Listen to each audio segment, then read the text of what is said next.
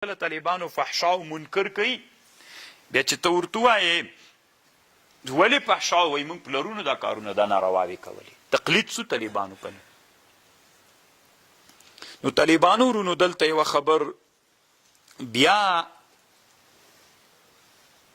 ابن عاشور کړې ده هغې کې طالبانو داسې چل د یو تقلید په امور اصولیو کې ده یو تقلید په امور فروعیو کې ده.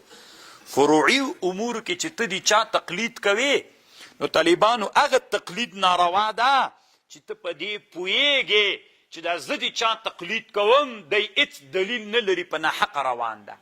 دا تقلید طالبانو ګمراه تقلید ده او چې په دې پوهېږې چې دا زه د چا تقلید کوم دا په ګمراه نه دا په استدلال او په حجت روان ده. دا تقلید طالبانو ګمراهي او ناروانه ده. نو طالبانو اوس دنیا کې داسې انسانان تیر سوي که نه چې تقلید بیخي مني نه ښه تقلید هم نه مني ټول تقلید ته ګمراهي وایي. یو لغه علماو نه طالبانو اسلامي امت کې تیر سوی علامه شوکاني ورته وایي ډېر ښه ملا تیر سوی شوکاني دی د یمن د طالبانو او ډېر لوی مجتهد او ښه عالم تیر سوی طالبانو ورنه اگر چې موږ احنافو سره طالبانو ډېرې ډغرې م وهلي دي وهي یم موږ څه کوو طالبانو عالم د پروا نه کوي چې تحقیق کوي دا خبرې خامخا راځي. طالبانو ورونو یو وخت کې یو مولي صاحب و بیچارهګی نو حسد خو په انسانانو کې طبیعت نو چاته یې ویلي ول چې دی ځکه ماته وابي غوندې ښکارېږي چې بیخي د احنافو په کتابونو حوالې نه ورکوي په تاریخ کې په بدایه نهایه حواله ورکوي خو شافعي ده کنه او تفسیر کې هم ټولې حوالې په شافعیانو باندې ورکوي او په شوکاني باندې هم حوالې ورکوي.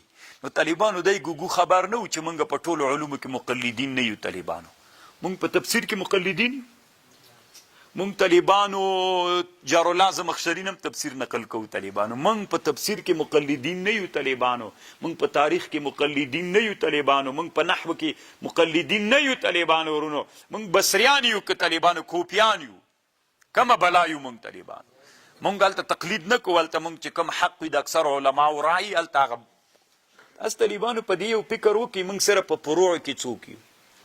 علامه شوکاني لیکلي دي دی مطلق تقلید نه مني بیخي. طالبانو دی وایي چې داسې فکرونه افغانستان کې شته چې تا کتاب کې دی بس تنها د حنفیانو کتابونه کې نور دی چا هم نه وي داسې نشي کېدلی. طالبانو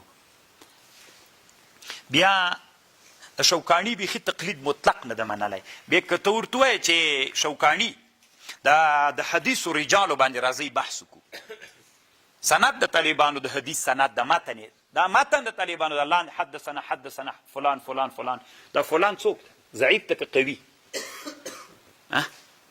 که وایې ضعیف ده چا ویلي ضعیف ده یحیی بن معین ویلي تقلید سو کنه چا ویلي چې ضعیف ده امام بخاري ویلي چې چا ویلي ضعیف ده امام احمد بن حنبل ویلي دي نو خو دا تقلید سو کنه بل چا خبر دی ومنله خپل ووایه. نو بې شوکاني دیجې ته راغلی وایي نه دیجې کې جایز ده کنې ټوله غټه پړه یې داسې کېښودلی چې بیخي تقلید مني. نو طالبانو خو دلته چې راغلی وي په د رجالو کې تقلید بیا زه منم. نو طالبانو موږ او تاسې څه رقم ته یو موږ دلته په ټولنه کې تقلید وتلي هغه یې بیخي نه مني موږ ټول تقلید منو هر چا چې خبر راته وکړه منو یې. کفا بالمرء کذبا ان یحدث بكل ما سمع هر خبر چې سړی واوري هغه وکړي. طالبانو نو هغه موږ او تاسې چې د ورځې خبرې اورو هغه ټولې رښتیا یي که ټولې دروغ یي. نو طالبان ټولې دي چې واوري د هغه ټولې هم رښتیا نه وي که نه. نو ټولو شیانو کې هم تقلید مه کوه او داسې مه کوه چې بیخي تقلید پرې نږدې ځکه موږ طالبانو بعضې انسانان داسې مرتبې ته رسېدلي دي چې هغه مرتبه کې انسانان څوک دي چې هغې مرتبې ته انسانان رسېدلي دي موږ هغې مرتبې ته نه یو رسېدلي. نو چې هغې مرتبې ته موږ انسانان نه یو رسېدلي نو باید موږ څوک وکړو تقلید وکړو پکې. نو تقلید نم لابودي ده. دلته طالبانو دا خبره ده سره تاسې دلته ځان پوه کوي یو هغه تقلید ده چې هېڅ حجت دلیل نه لري لکه د مکې مشرکانو مولانا هغه سپین ږیری ورته را پرېږده، ورته ووایه ورته را پرېږده ته له شکوای مې دغسې را پرېږده. نو طالبانو ورونو دا تقلید دوه قسمه تقلید ده. یو داسې تقلید د طالبانو ورونو چې ته د چا تقلید کوې او هغه داسې یو کړنه کوي چې هېڅ حجت و دلیل نه لري، هېڅ حجت و دلیل نه لري، ته دغه تقلید کوې. دا تقلید اعما ده. مکې مشرکانو د چا عبادت کو چې ورته به دې ویلې ولې د بت عبادت کوې؟ حجت انا وجدنا علیه. دا کوم تقلیدو؟ اعما تقلیدو. دوی حجت و دلیل درلود، دوی په دې پوهېدل چې د موږ پلرونه دا کار کوي، د هغوی لره دلیل سته نه، بې حجت او بې دلیله یې څوک کو، دې ته تقلید دا تقلید اعما ده. الله دې موږ له تقلید اعما نه وساتي.